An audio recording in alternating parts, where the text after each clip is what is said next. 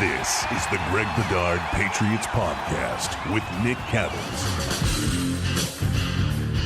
He's Greg. I'm Nick. You know that. You also know that this episode is brought to you by Prize Picks, the largest daily fantasy sports platform in North America.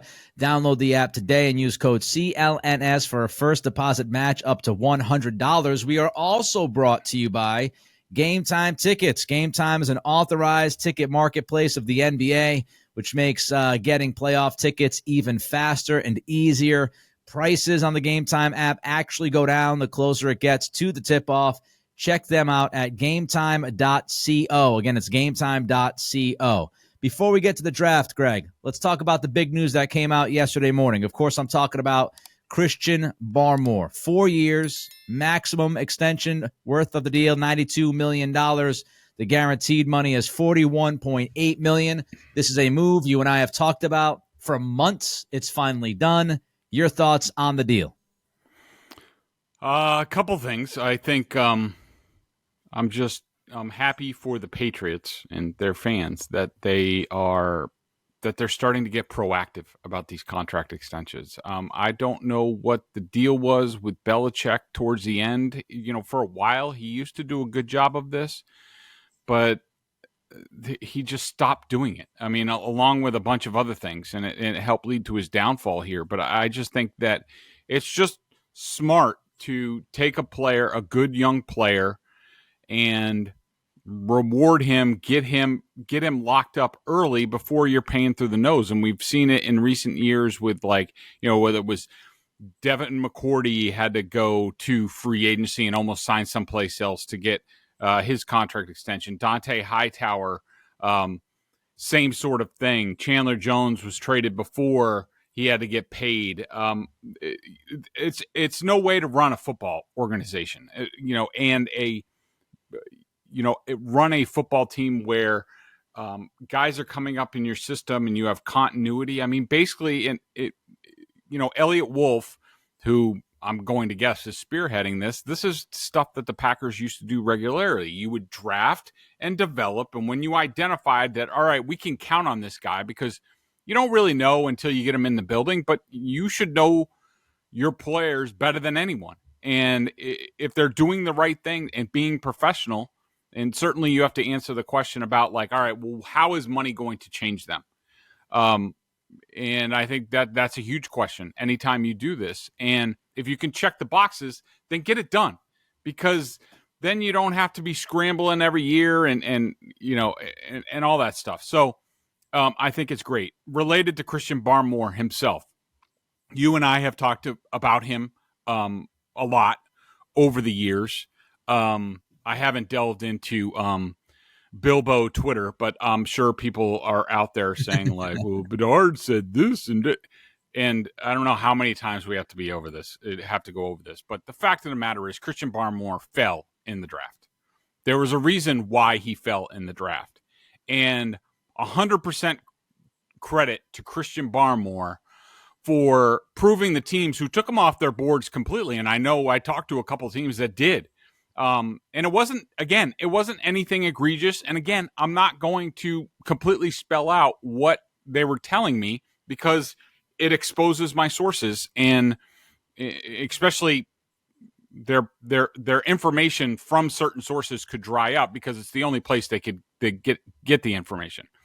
Right. But it was nothing egregious. It was just basically a lot of people had questions about intelligence-wise how good Christian Barmore would be in the NFL on his own, where they thought that, like, at Alabama, they had it so dialed in and could get him to focus that was really the only way he could play. I give 100% credit to Christian Barmore that he has proved all of those teams wrong. And he almost did it from the jump. Watching him on film, there were zero questions about his football intelligence on film. People got him wrong, and that happens in the draft process. And I just give full credit to him. I just hope he earned this. He became a much better run player this year. He should now be a full-time starter. He did that last year, at least the second half of the season. He has proved that. We always knew he could rush the passer. Now he can do run defense on an every down basis. He has become a complete player. And he has also become a true professional. Not that he ever was, but all he's done since he got in the building with the Patriots is keep his nose down and work hard. He's had some injury problems. That's been his only drawback. But other than that, he has been dialed in. They've been impressed with him in the building, and he checked all of those boxes, and they rewarded him, which they should have done. Any chance, because I don't think there's a chance, my own opinion, but any chance that Duggar, Owenu, and Barmore would have all been done if Bill Belichick was still here? I think only Duggar. I think only Duggar. I think Barmore, they probably would have put off further. Bill would have been like, well, I'm still not 100% sold. He's had injury issues there. How's money going to change him? And sometimes I do think Bill made good decisions in that regard. Like, for example, Chandler Jones. That was a guy they were never going to give a second contract to because they didn't trust him, especially after the synthetic weed incident at Foxborough Police. And also Aqib Talib was a guy that they were not going to give a lot of guaranteed money to. And instead they offered him, a sort of pay-as-you-go thing. And he got something different from, I think it was Denver. I think Duggar is probably the only one that Bill would have done. All right, let's get to the draft now. Before we get to the first pick on the third day, Layden Robinson, I have a question for you. I tweeted this on Saturday in real time. The Patriots were set to draft at 103. Denver trades into 102, and they end up drafting Troy Franklin, outside wide receiver. A lot of people thought he would be gone before the fourth round. Possible that Denver jumped the Patriots to draft Franklin, and Franklin was the Patriots guy at 103? So that was 103. It's possible, but I doubt it, Nick, just from my vantage point. And again, I'm not a professional at this in evaluation. To me, he was too much like Tyquan Thornton. And I think they wanted, from the two guys they picked, they want bigger, stronger, tougher guys. And I think Troy was too much like Tyquan for them. I just think that Denver really wanted him. And maybe they thought that the Patriots might have some interest, but no, I don't think he would have been the Patriots guy.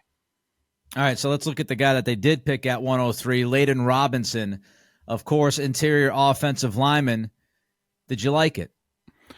So I'm intrigued by his film. I will say I liked his film more than I liked Caden Wallace's film initially, and I got to dive more into this, and I will in the coming weeks at BSJ. We'll have breakdowns on all the draft picks, some of the free agents, that they've already signed, like a core four, and just so we know we have a good basis going into the offseason practices, exactly, what's going on, what do the Patriots have, and things to watch, whether it's in OTA practices or mini camps and things like that.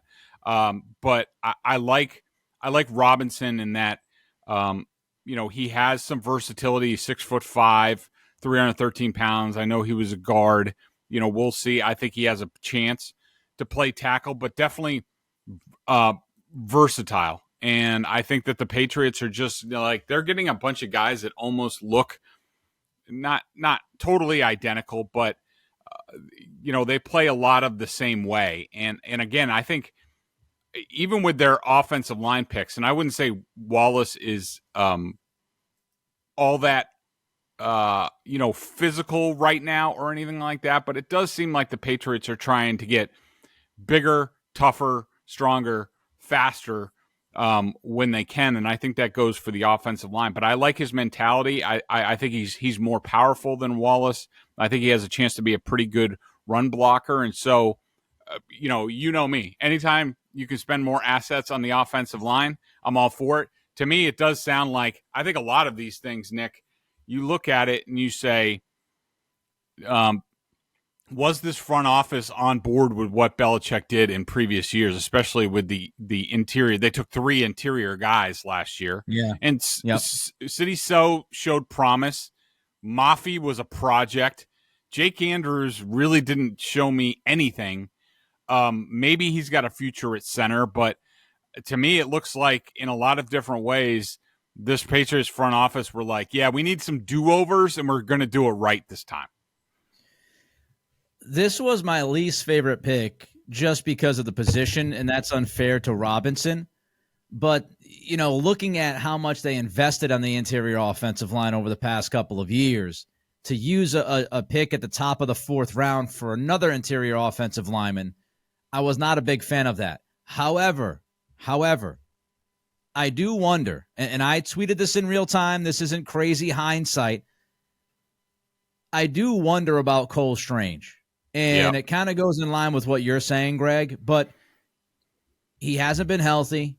He's not healthy right now. The last we read is that he might not be ready for the beginning of the year. And so if you're telling me that there is serious question about Cole Strange's future, whether it's from a health standpoint or a scheme standpoint, then drafting Robinson makes a hell of a lot more sense to me. Because if you're not going to believe in that guy, in his ability to either transition to what Van Pelt wants to do, or just the ability to stay on the field, or the injury is worse than we know, then I get it. Because as you said, Mafi is a project. I don't think you can expect him to do much of anything this year. You've got Andrews is more of a center, as you said. You've got Leverett, who they signed as a free agent.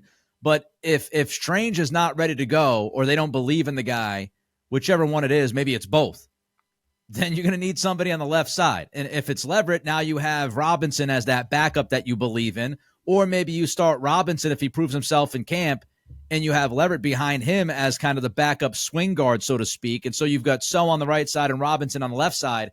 If that's what went behind the pick, then I have a lot less issue with it.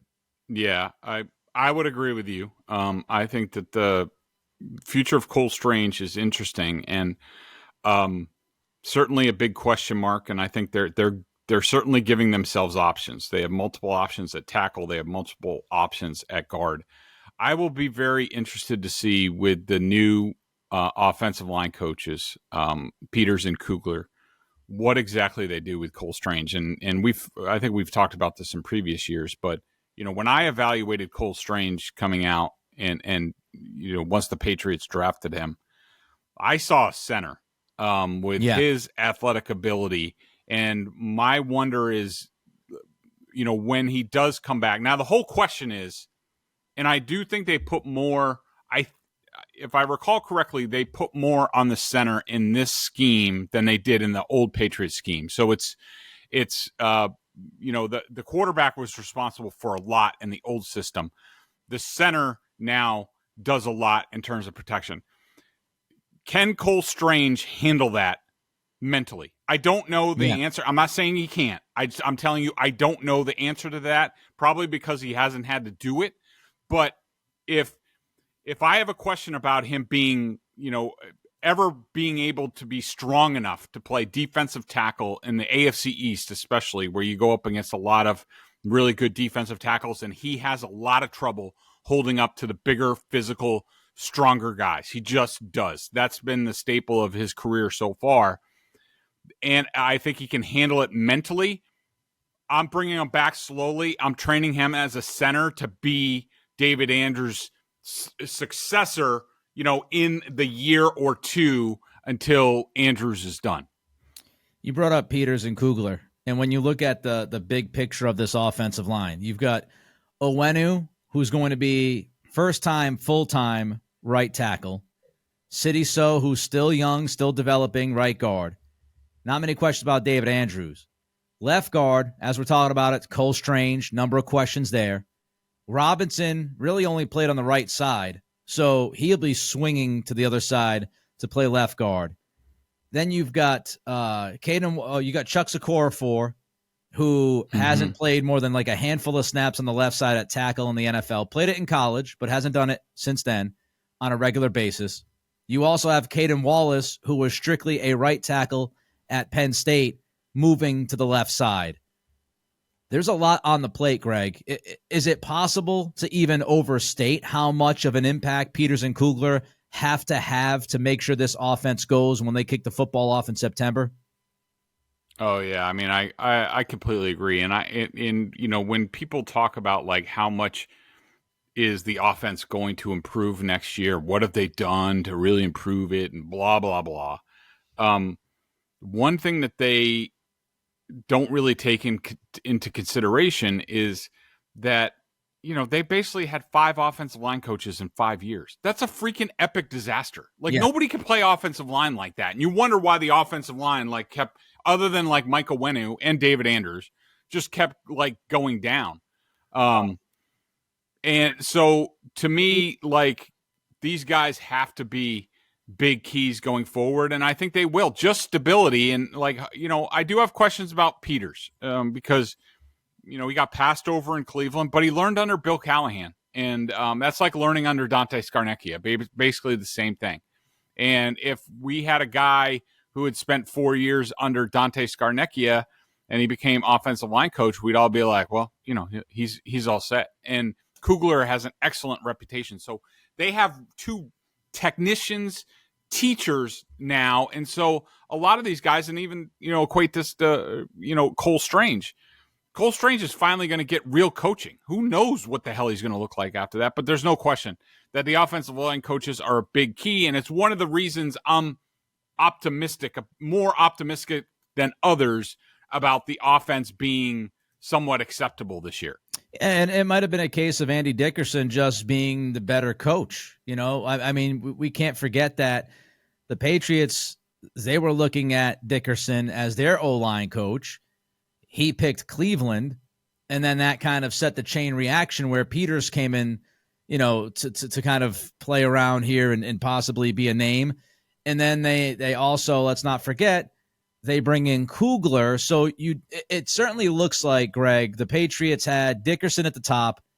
He decided to go to Cleveland. Next guy was Peters, but they might have felt like Peters needed some help. He might have not been like the guy. So let's bring in Kugler to kind of help him as well. So it could have just been as easily Cleveland liking Dickerson more than Peters, just like the Patriots liked Dickerson more than Peters. And Cleveland gets Dickerson, Pats get Peters. The evaluations too, Greg, we hit on this a little bit on Friday night, but they're huge. Like Elliot Wolf said, that the coaching staff told him they feel like Wallace can play on the left side. If they get that wrong, that Wallace pick, you can question it. No doubt about that. If he can't play the left side, do they try to swing Owenu to the left side? Chuck Okorafor is another guy. Greg's a very busy man. That phone's ringing. Inside sources. Sorry. I want to talk to Greg right now. But you've got Okorafor moving, to the left side. That's another evaluation from this coaching staff that he can play on the left side. They've got to get those right. All right, let's move on to pick 110. Wide receiver, UCF, Javon Baker, Greg. Love it. I like how they got, they're not hugely different guys. Again, I think this is they're following sort of the Packers blueprint for how they go and get, receivers. I think this is he's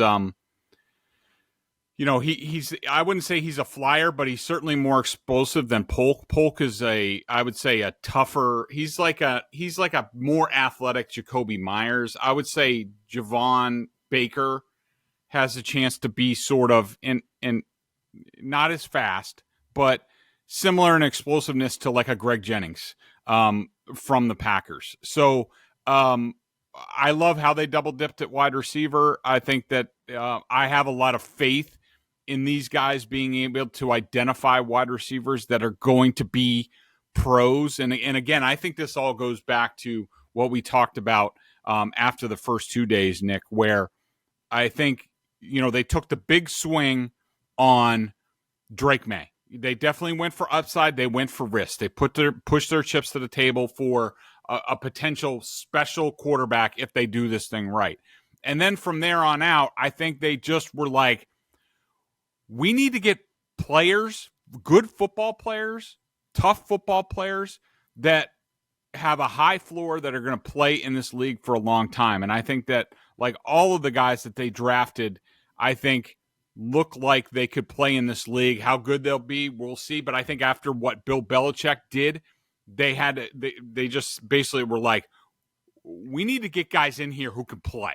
And then we'll start to stack our talent as it goes forward. And that's sort of, what Ron Wolf did when he started rebuilding the Packers as well. Prize Picks is America's #1 fantasy sports app with more than 3 million members. It is the easiest and most exciting way to get in on the action while you watch your favorite sports and players.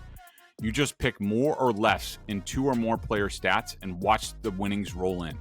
Get in on the playoff action and win up to 100 times your money on Prize Picks as you and the world's best players take the game to a new level during basketball and hockey's postseason, which is coming up. I can't wait. I know Nick is going to be freaking geeked up for all that stuff. That's for sure. You can now win up to 100 times your money on Prize Picks with as little as 4 correct picks. You can turn $10 into 1,000 with basketball, hockey, baseball entries today on Prize Pick, America's #1 fantasy sports app. This week on Prize Picks, I'm selecting Jaylen Brown for more than 25 points, David Pastrnak for 2 goals or more, Tyler O'Neill, the big thumper, for 2+ home runs this week, and Kenley Jansen for 2 saves. Download the app today and use code CLNS for a first deposit match up to $100. That's CLNS for a first deposit match up to $100. Pick more, pick less. It's that easy at Prize Picks. What I like is the fit between Polk and Baker. I love how those guys' games fit together. I think Polk is kind of your do-it-all. You can move him around. He's not afraid to get in the middle of the football field. While Baker is that, true X guy who can make, big plays downfield. I just like how they fit. The pieces seem reasonable to me. And when you think about the Packers, you see what they did with Jordan Love, right? I mean, they took the big-armed, somewhat rough mechanically, needed some work, quarterback with upside. Then they followed that up with, Christian Watson in the second round. I talked about this on my podcast today. They followed up with Watson in the second round, eventually back in 22. Then they had Dobbs in the 4th round. You can look at Watson and say he's your Javon Baker. You can look at Dobbs as your Jalen Polk. It makes a lot of sense what they're trying to put together here. So I thought the fits especially made just a lot of sense over the weekend. All right, only defensive player drafted, Greg, was Marcellas Dial in the 6th round. Played some corner, played some slot in college. Some people say he could end up playing some safety. Could he be the possible developmental free safety we were looking for? I think that's a stretch. I think there's a lot of questions, Dial, about his, football IQ and how he's able to do with that. I mean, I think, to me, I read this as sort of a possible Miles Bryant replacement, but again, bigger, stronger, and tougher. And, love Miles, but a lot of his issues it came down to his lack of size.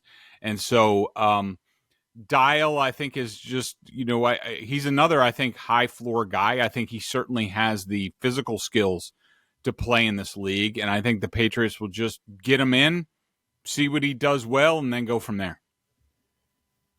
It was, I think, a couple of weeks ago on this podcast. I said, just draft Drake May, just draft Joe Milton, and let him throw bombs all camp. And here we are. Drake May, 3rd overall. Joe Milton in the 6th round. Bazooka Joe coming to town. These guys are going to be throwing bombs all camp.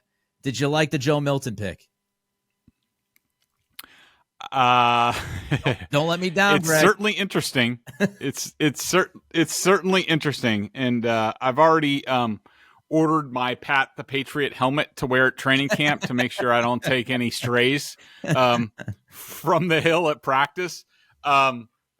It's funny, because everybody says, and I gotta dive into his film. I'll say this. I was surprised that they went with a similar physical profile to Drake May. And I know that sounds strange because that does make sense because, why not why not go with a guy who is, if he does end up being the backup in time, like, he's big, strong, good arm like Drake May. You don't have to change much. Good athlete, can run, all that stuff. They're similar. So I get it. I thought they would go with somebody a little bit more with a higher floor, like a Carter Bradley or the Pratt kid from Tulane. I thought they would go with one of those guys. I'm not surprised at all that they doubled up at quarterback. We talked a lot about that coming in. This is something the Packers have done repeatedly over the years. I wrote a whole column off of it. I mean, I even forgot about some of the people that the Packers had done it with, and I just want to go over, like, just real quickly for people. So, Wright went, despite trading a first-round pick for Brett Favre and having Ty Detmer on the roster, who was like a career backup type guy, the Packers drafted Mark Brunell in the 5th round after Favre's first season, where Favre didn't exactly light the world on fire. They ended up trading him for a 3rd and a 5th, and we all know Mark Brunell was really good. They drafted 95. They drafted Jay Barker in the 5th round. Okay, he didn't work out. In 98, they drafted Matt Hasselbeck in the 6th round. He was flipped as part of a first-round trade-up and a 3rd-round pick from Seattle. I totally forgot about Aaron Brooks, that he was one of the Packers quarterbacks that they developed. Craig Nall was sort of a backup, and then, because I heard this from people that I heard from a few people who didn't like the Milton pick or any quarterback pick from this perspective. Well, that's no way to build up your rookie quarterback. Like, as soon as the other guy does something well, then he's going to hear it. Like, I don't want to hear any of that bull crap. Like, if you're worried about, that's Zach Wilson crap. That's Kenny Pickett crap, where I don't want to compete, all that. No, if your 3rd overall pick can't handle competition and a guy behind him pushing him, then I don't want to know about him. I mean, Aaron Rodgers, he finally gets the job. Favre retires, unretires, whatever, after the 2007 season. Rodgers is given the job. Guess what the first thing Ted Thompson did? He drafts Brian Braum in the 2nd round and Matt Flynn in the 7th. And, and you had all this stuff going on. So Aaron Rodgers, who's already dealing with enough pressure succeeding Brett Favre, now he's got to deal with a 2nd-round pick up his rear end. You're like, Joe Milton in the 5th round, I'm fine with it. And if Drake May can't handle it, and I know that he can because he's a baller and he doesn't care and he's got swag, as you said the other night, I'm fine with it. I just, and one more point on this, and I heard Mike Lombardi, he didn't like this because he doesn't think you can develop 2 quarterbacks at the same time. I disagree, at least the way the Patriots have it set up. If you're going to build up Drake May from the bottom up, why not try it with Joe Milton? And then, if it pays off, then, you trade one of them, probably Milton, at some point, just like the Packers did with Brunell, Hasselbeck, Aaron Brooks, all this stuff. At the end of the day, I really liked it. I questioned the player a little bit, but the thought process, I like it. Totally agree with you. And especially in the 6th round, take the lotto ticket. If you're able to develop this guy, as you said, Greg, you can trade him. Quarterbacks are always wanted in the NFL. So see what you can get from them.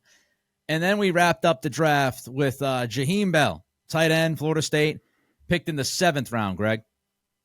So this is an interesting cat. Again, bigger, stronger. I would call him a tight end, fullback, sort of hybrid guy. Not the greatest athlete in the world, but, sort of a straight line guy, not a lot of swivel in his hips, but he can do a lot of different things. I mean, I think he can line up at running back, full. He's a very poor man's sort of Deebo Samuel. He's not even close to that. He's not ever going to be that, but he's got a little Deebo in him. He's got a little Kyle Juszczyk in him, as we see with sort of this, in some of the flavors of the Shanahan West Coast offense thing. Like, he's an intriguing athlete that, again, you bring him in, see what you can do with him, but he gives you options, and it could give you some versatility if he ends up paying off. Yeah, remember the draft of Dalton Keene, and he was supposed to be the H-back of the future, and that did not work out. And you used was it a third-round pick on Keene, I think? Well, they traded up big time. Well, at least in that round, third or fourth. But Ossie and Keene, they both traded up for. And the Keene trade was completely, the Patriots lost big time on the draft charts. Nice. Well done. Well, now you've got Jaheim Bell as a 7th-round pick, and he could play a little bit of that for you if you want him back there. And, he's good at catching the football in the flat and making a play. He's going to be good, I think, down the seam in certain situations. He brings yak potential. So, look, is he going to be your starting tight end? No. I think you obviously go in with Henry and Hooper, but I like the idea of an athletic, developmental tight end that you can move around a little bit and looks like a pretty good fit in AVP's offense. So, in the 7th round, I thought it was tremendous value. I don't know if he's going to be great by any extent, but I thought it was tremendous value at that point. All right, let's run through some lightning round post-draft questions. I've got a bunch of them for you. Did you hear anything, Greg? Because it's been reported in other places. Our guy Mike Reese, who does fantastic work. Did you hear anything about the Patriots trying to move back up into the first round? Yeah, they definitely tried to get back up in the first round. The Bills were one of the teams that they talked to. I think they talked to more teams. I think they were targeting, as Mike reported, I think they were targeting one of the wide receivers. You look at the way things fell. I think it was either Leggett and or Coleman. I tend to think it was Leggett just because, even though I mocked Keon Coleman to the Patriots, I think that Leggett was just a little bit, he's got more explosiveness. Coleman, would have been a good option for them too. I just think it probably would have been Leggett. I was surprised that Leggett was still available there. That might have been the Patriots' reaction too. When I mocked Coleman, Leggett was way gone when I did it. And so, I think they definitely tried to get back up. And now I will say, Nick, while we're on this, my big criticism of the the Patriots in this draft, it wasn't, not being able to trade up, because I do like Polk, and I think that he's going to end up being really good for them. And I do think they got into a situation where they had a bunch of guys rated the same way. My issue came with them not trading up for a better tackle than Caden Wallace. I think that they got surprised by the tsunami of second level tackles that all of a sudden went off the board. I would have liked to, and I thought going into the draft, I thought they'd be more strategic about having a tackle with more left tackle upside and say, all right, we're going to go and get them no matter what. We don't really care what the cost is. We're going to go get them. Yeah, I was going to ask you if you thought they were aggressive enough. So it answers that question, what you just said. I would also remind people that it's not only, hey, we got to move up to get this guy. We got to move up because left tackle upside, like Greg said. I also think it's more difficult for the Patriots to make a move like that because of where they're starting from on the offensive side of the ball. Like if you're making that move, you're giving up something. You're giving up maybe multiple picks. And that's tougher for the Patriots to do than other teams. If you're the Chiefs and you want to move up for Suamataia, well, you're the Chiefs. Like, you're not worried about future draft picks, future compensation, picks later on in this draft, because you just won the Super Bowl. So you're more willing to part with some of these picks in the future because you're already there at the top of the mountain, and you think that Suamataia is going to be a guy that can maybe perfectly slot in at left tackle or right tackle within the next year or so. For the Patriots, they have a lot of holes to address. So it's not just Wallace versus Suamataia or anybody else that was drafted there, Rosengarten, any of the other names that you could bring up. It is Wallace plus what you got versus that guy. So Wallace plus maybe Robinson, maybe Baker. Would you be willing, for Patriots fans that are frustrated, and I get it, I was disappointed when I was doing my podcast live on Friday night. Trust me, I understand the disappointment when they didn't get up to find one of those guys in that group. But from 30,000 feet, the way this draft fell, and we didn't know that in the moment, would you rather have Wallace and Javon Baker, or would you rather have Suamataia? That's really the question that Elliott Wolf is answering. And as much as I would have loved the upside left tackle, I'm telling you, I would rather have Wallace and hope the coaching staff is right and can get him to the left side if it ended up with me getting Baker, because I'd rather have Baker and a tackle than just that left tackle. Yeah, I think that's fair. Yeah, I have no issues with that. All right, let's talk trades. Reese's Pieces again. He tweeted out, he wrote that Minnesota offered number 11, number 23, and the 2025 first-round pick. In return, they wanted 3 from the Patriots and a couple of mid-round picks. Is that a joke? Because it feels like a joke to me. Yeah, I mean, if that was their best offer, that's no offer at all. I mean, I needed it had to be, and we talked about this going in. It had to be at the minimum to even start the conversation. It had to be the 2 first-round picks, a future first, and then something else in the future, or a player. That's the only way I would have considered it. I would have hung up the phone and been like, dial tone. New York offered number 6 in a 2025 first, reportedly. Not nearly enough? No, that's a joke. No. Yeah, like they want to swap the pick and give you a first rounder next year. What are we doing? Mm-hmm. Did this strike you, with all of the talk about Jonathan Kraft and Robin Glazer behind the curtain playing Wizard of Oz? Did this draft, Greg, strike you as an Elliott Wolf production through and through? 100%. This was basically like a typical Packers draft. And so to me, any argument about, the Krafts influencing anything, I think it's just somebody looking for something to talk to. It's not based in reality. To me, these were, when I think of Packers drafts, I think of scout drafts. Like, these guys are like, they're diving into these people. They're finding these people. And, some people might, they might be like, all right, well, there was a flashier guy or a bigger name and stuff like that.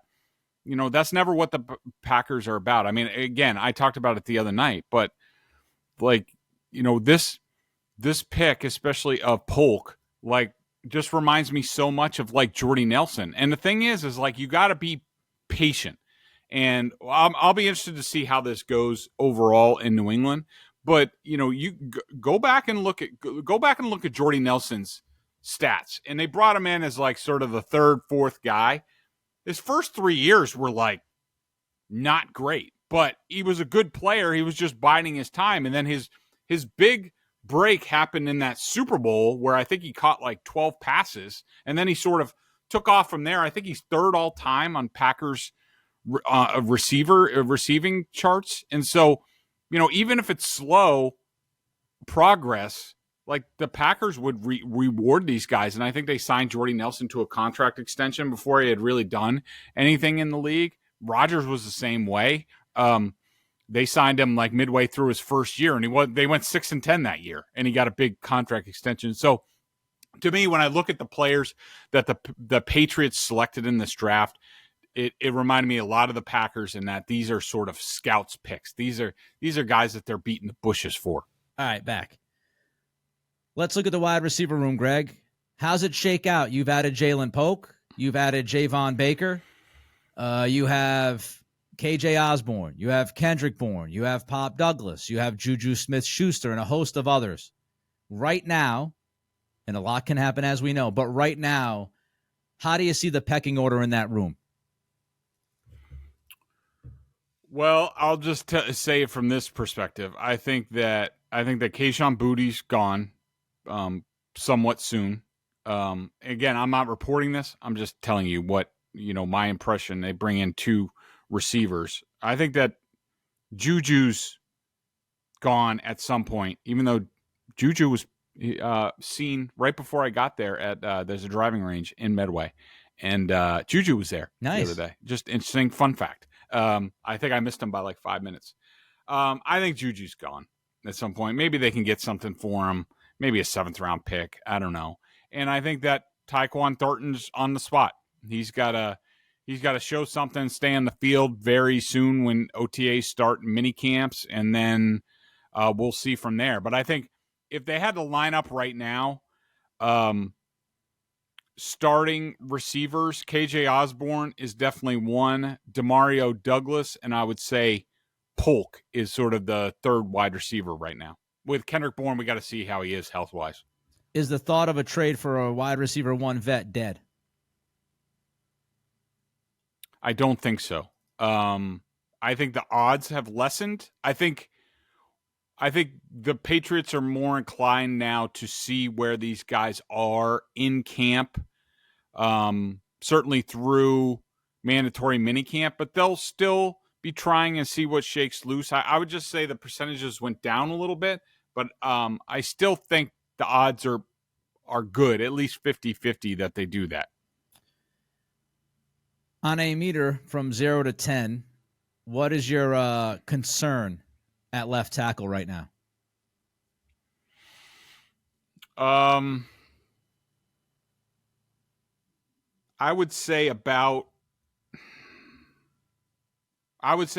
a 6.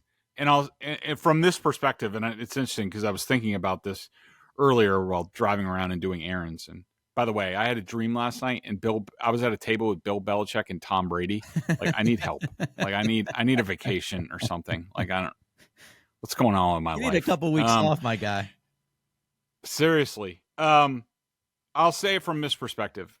I have full confidence that they will get good to representative play at right tackle, right guard, center, and left guard.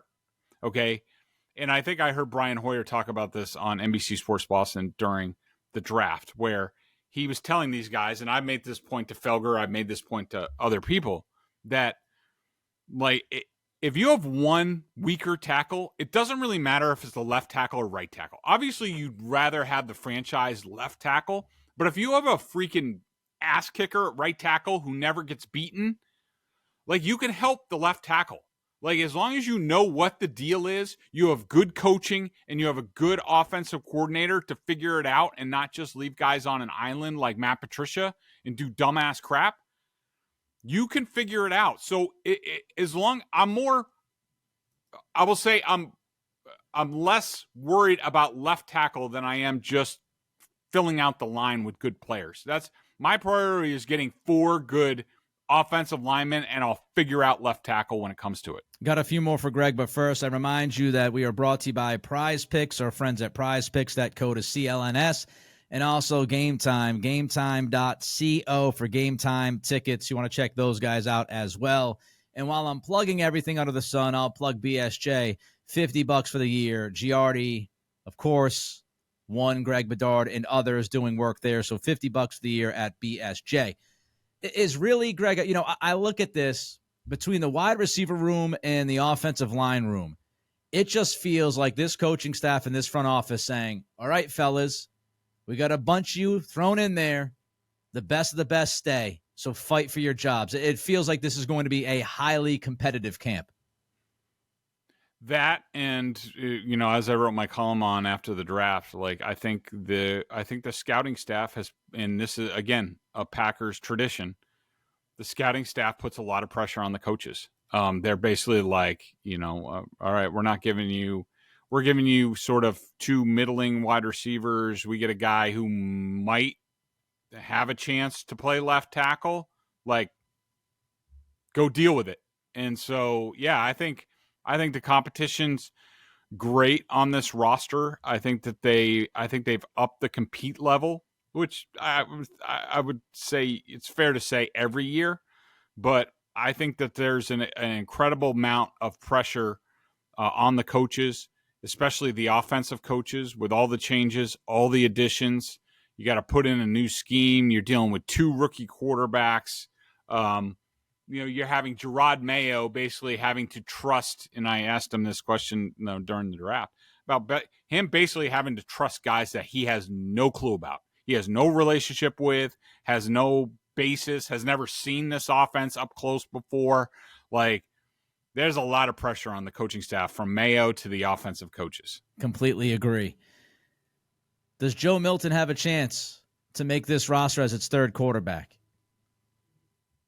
Yeah, for sure. You know, it's what's funny is like everybody talks about, and it's true to an extent, that like he's not sure where it's going. I don't know, when they show those highlight packages and even him like at the combine throwing the ball like 70 yards, he makes some pretty damn good throws. I mean, yeah, it's very inconsistent, but it's not. Some people talk about him like he has no idea where it's going.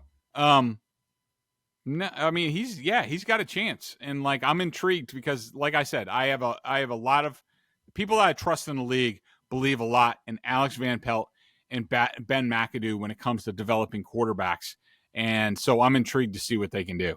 All right, last one. We'll end with this.